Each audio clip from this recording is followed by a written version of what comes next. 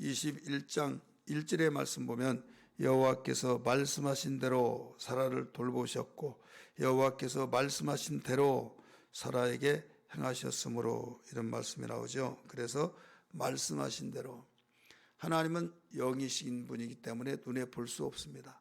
볼 수 없으나 사람들은 보이지 않는 것을 무시하고 어디가 그렇냐 봤어 막 이런 말을 하지만은, 여러분, 세상은 눈으로 보이는 것만 존재한 것이 아니라 눈에 보이지 않는 것들이 존재하는 것이 얼마나 더 많은지, 눈에 보이는 것은 30%, 눈에 보이지 않는 건 70%가 됩니다. 그래서 우리 개인적인 심정 속에서도 마음이 보이지 않죠. 생각이 보이지 않죠. 장기가 보이지 않죠. 보이지 않는 것이 너무나 많아요.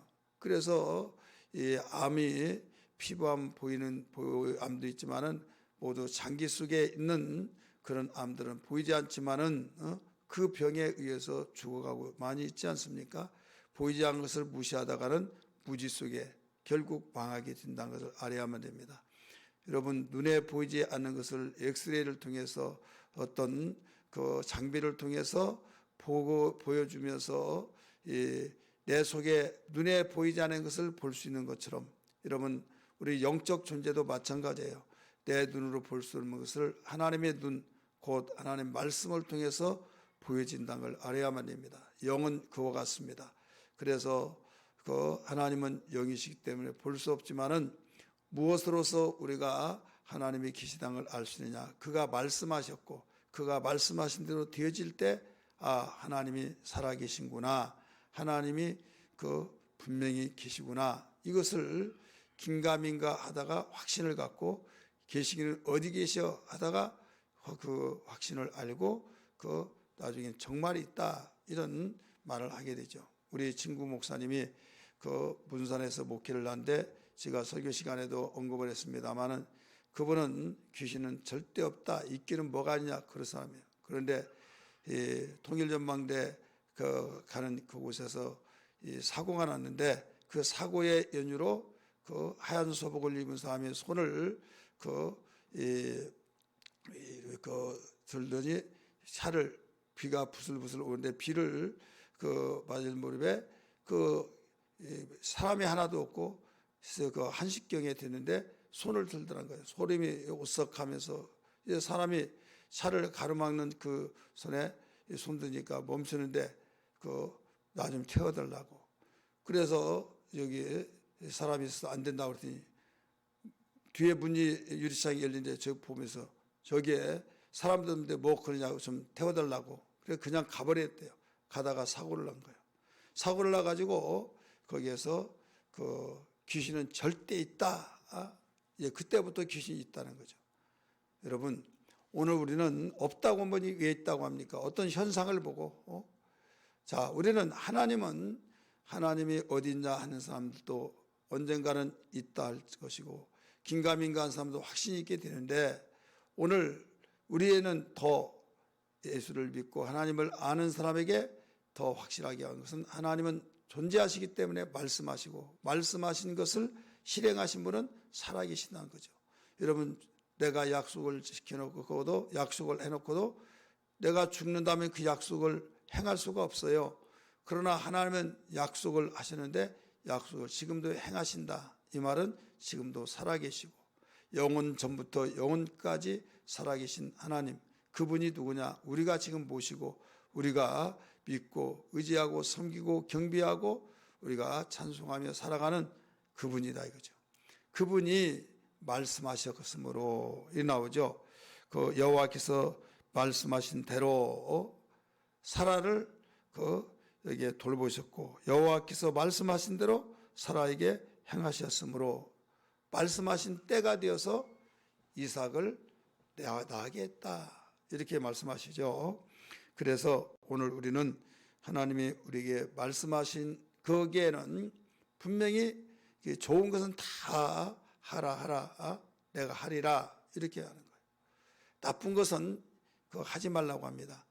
나쁜 것을 하지 말라고 했을 때는 나중에 결과는 불행, 심판으로 채찍을 한번 가하고, 그래도 되지 않으면, 순종하지 않으면 결국은 그런 영원한 지옥으로 갈 수밖에 없는 상황에 치닫죠. 이 땅에 사는 것은 불행은 물론이거니와 그래서 가장 지혜스러운 것은 하나님이 말씀하신 것을 믿고 말씀하신 대로 살아가는 것. 그래서 성경은 복음으로 살아가는 사람들에게 일러준 것이 뭐냐면 하나님 눈에 안 보인다고 해서 계시니 안 계시니 하지 말고 오직 의인은 믿음으로 말미암아 살리라 이런 말씀하셨어요. 네가 하나님을 믿고 예수 믿어서 죄인인데 죄의 삭은 사망이잖아요. 그런데 사망인 죄의 삭을 가지고 살다가 죽으면 이 땅에서 불행하게 살다가 죽고 지옥에서 또 영원히 고통을 당하는 것이 얼마나 불행합니까?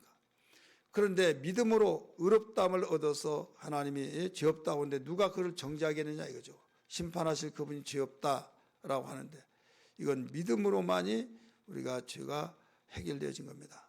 하나님은 무조건 믿음 이게 아니라 모든 일을 행하시고 그걸 믿으라는 거죠. 행하시고 믿으라. 이건 누구든 부인할 수 없는 일을 행하신 것이 뭐냐면 예수님이 이 땅에 오셔서 십자가에 못 박혀 죽으시는데 다른 사람은 자기 죄 때문에 죽지만 예수님은 당신의 죄 때문에 죽는 것이 아니라 반드시 우리의 죄를 대신해서 죽으셨다는 사실입니다. 우리를 위해서 죽으셨다는 사실이 그걸 어떻게 믿어 하겠지만은 모든 자기의 죄 때문에 죽은 것은 살아날 수가 없어요. 그러나 죄삭은 사망이니까 예수님은 당신의 죄 때문에 죽은 것이 아니라 우리를 위해서 죽으라는 증거가 뭐냐면 사흘 만에 살아났어요.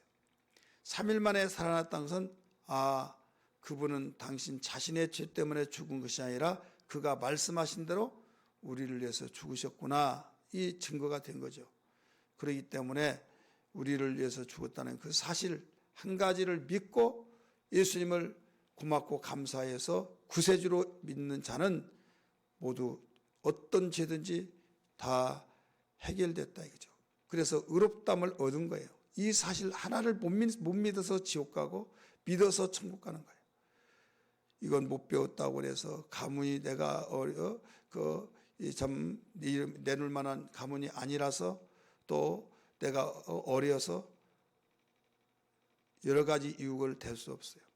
있는 자도 없는 자도 못 배운 자도 배운 자도 이름을 떨친 자도 떨치지 못한 자도 우리가 할 것 없이 모두 이 사실을 믿느냐 믿지 않느냐 주님이 말씀하신 대로 그 말씀을 믿느냐 믿지 않느냐에 따라서 죄인에서 사느냐 죄 없다고 의롭다함을 얻는 상태에서 사느냐 따라 달라져요. 그래서 어떤 누구도 핑계할 수가 없습니다. 하나님 앞에 섰을 때 앞으로 그래 우리는 정말 하나님의 큰 축복을 받아서 몇 수천 수억만 분의 일 중에 한 분인 하나님을 유일하신 하나님을 제대로 만난 거다 이거죠. 인도에는 3억 5천 신이 있는데 그 신만 하더라도 3억 5천 분의 1의 하나님을 우리는 제대로 된 하나님 유일하신 하나님 스스로 영원전부터 영원까지 계실 하나님을 만났다 이거예요. 누구를 통해서 만났습니까? 예수 그리스도를 통해서 만났기 때문에 이보다 더 큰 축복이 어디 있어요.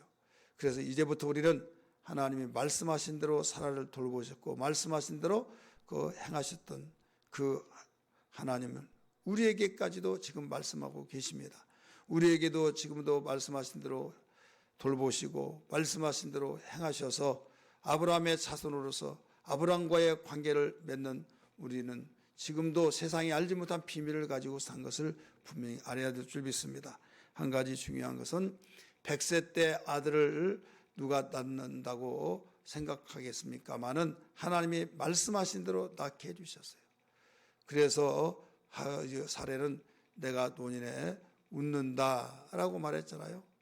그리고 한 가지 중요한 것은 여기에서 말씀하신 대로 다 돌보셨고 또 행하셨고 이런 가운데 아멜렉 왕인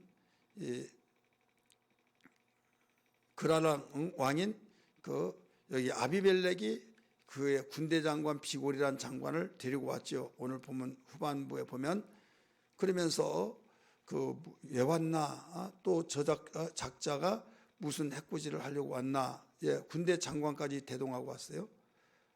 아브라함은 나그네로서 살잖아요. 근데 뭐라고 하면 너는 나하고 맹세하라 이거예요. 내가 너를 봤는데 너는 네 하나님을 섬기고 있기 때문에 모든 것을 내가 지켜본 결과 나와 내 자녀와 내 자손과 우리 민족에 대해서 해하지 말라, 해하지 않기로 맹세하라 이거예요. 그래서 무슨 맹세를 무슨 내가 했느냐?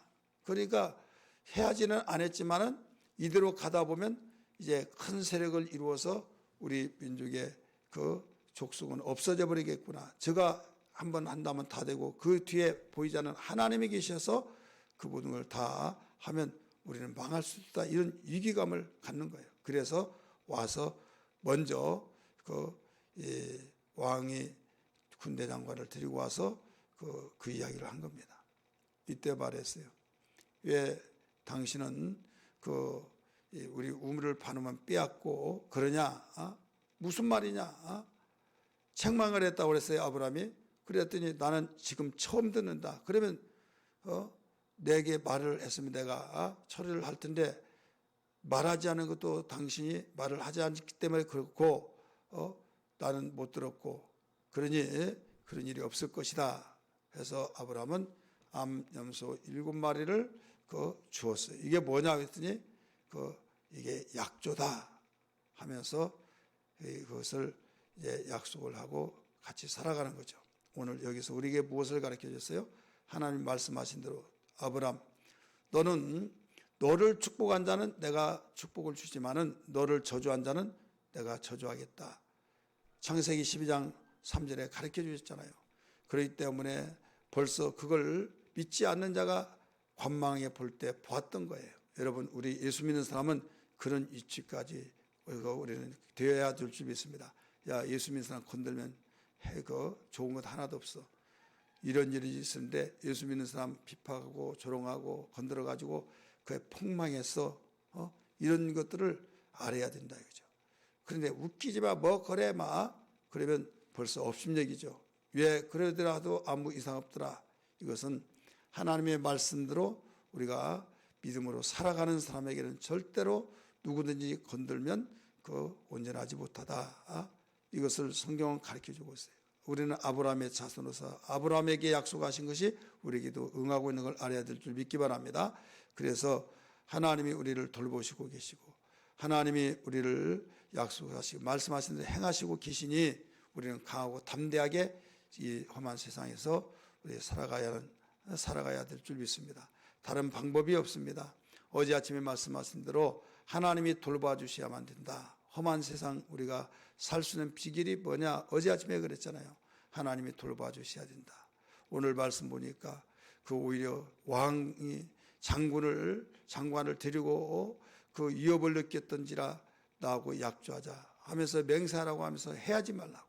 나와 내 자손과 내 자손들을 또 후손들을 절대로 해하지 말기를 이 시간에 맹세하라 해서 좋다 해서 너도 우리가 너희를 해하지 않기로 약속했던 것을 알 수 있지 않습니까?